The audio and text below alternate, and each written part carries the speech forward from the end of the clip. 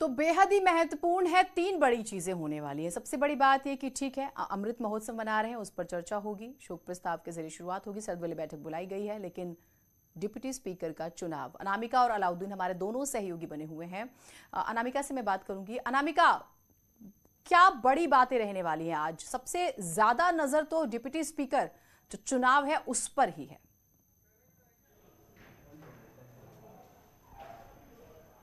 देखिए, विधानसभा चुनाव की ठीक 2 महीने पहले जिस तरीके से सरकार की ओर से आज़ादी के 75वीं वर्षगांठ के मौके पर विशेष सत्र बुलाया गया है, इस विशेष सत्र में जहां पर जो महान विभूतियां रही हैं, चाहे देश की आज़ादी में जिनका भी योगदान रहा है, उनको याद किया जाएगा, उनको श्रद्धांजलि दी जाएगी, उनके किए गए कामों पर चर्चा की जाएगी। लेकिन इसी के साथ एक बड़ा पॉलिटिकल स्टंट बीजेपी की ओर से ये किया गया है। जब 2022 के चुनाव से ठीक 2 महीने पहले विधानसभा उपाध्यक्ष के चुनाव के लिए बीजेपी ने जो स्टैंड लिया है, और नितिन अग्रवाल जो अपने आप में विवादित विधायक है, इसलिए विवादित विधायक है, जिसको कांग्रेस भी बार बार ये कह रही है कि 2018 में नितिन अग्रवाल बागी हो चुके हैं समाजवादी पार्टी की ओर से, और समाजवादी पार्टी के सिंबल से चुनाव लड़े थे वो, अभी भी उनका निष्कासन हुआ नहीं है इस तरीके से। और अगर बीजेपी ने उनको अपना उम्मीदवार बनाया है तो ये समाजवादी पार्टी के लिए कशमकश की स्थिति है।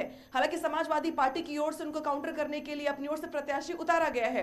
2 बजे तक मतदान होना है, गुप्त मतदान होना है, यानी कि गुप्त मतदान अगर किया जाएगा तो बहुत सारे विधायक ऐसे होंगे जिनको खुलकर बागी होने का मौका मिलेगा। और समाजवादी पार्टी की ओर से जब अगर बार बार ये दावा किया जा रहा है कि बीजेपी के बहुत सारे विधायक ऐसे हैं जो हमारे संपर्क में हैं, तो ऐसे में अगर क्रॉस वोटिंग होती है तो मुकाबला बेहद दिलचस्प हो जाएगा। हालांकि इस मामले में भी बीजेपी के पास संख्या बल काफी ज्यादा है, जीत पक्की है, लेकिन जो विधायक जिनको टिकट कटने के आसार ज्यादा दिखाई दे रहे हैं 2022 के चुनाव में बीजेपी के, वो समाजवादी पार्टी के लिए अपनी जिस तरीके से विश्वसनीयता है वो साबित कर सकते हैं। तो आज जो डिप्टी स्पीकर का चुनाव होने वाला है 2 बजे तक जीनत, वो बेहद दिलचस्प होने वाला है। हालांकि इसके पहले सर्वदलीय बैठक बुलाई गई थी, उस सर्वदलीय बैठक में आग्रह किया गया सभी दलों की ओर से कि जो शांतिपूर्ण तरीके से सदन चल सके, लेकिन लगता नहीं है ऐसा, क्योंकि कांग्रेस की ओर से पहले बहिष्कार किया जा चुका है। कांग्रेस की ओर से कहा गया है ये कि वो संपूर्ण सदन का बहिष्कार करेगी। इस पूरे की पूरे चुनावी प्रक्रिया में भी कांग्रेस पार्टिसिपेट नहीं करेगी। ठीक है अनामिका, अलाउद्दीन भी हमारे साथ जुड़े हुए हैं। कांग्रेस बाहर हो गई, और अलाउद्दीन जो कोशिश थी, हम नंबर्स की बात कर रहे हैं, नंबर्स फेवर में नहीं है, लेकिन फिर भी जो एक मैसेज देने की कोशिश थी, ये पूरा चुनाव जो है एसपी बीजेपी जरूर कर दिया गया, उसमें एसपी जो है सक्सेसफुल हो जाती है।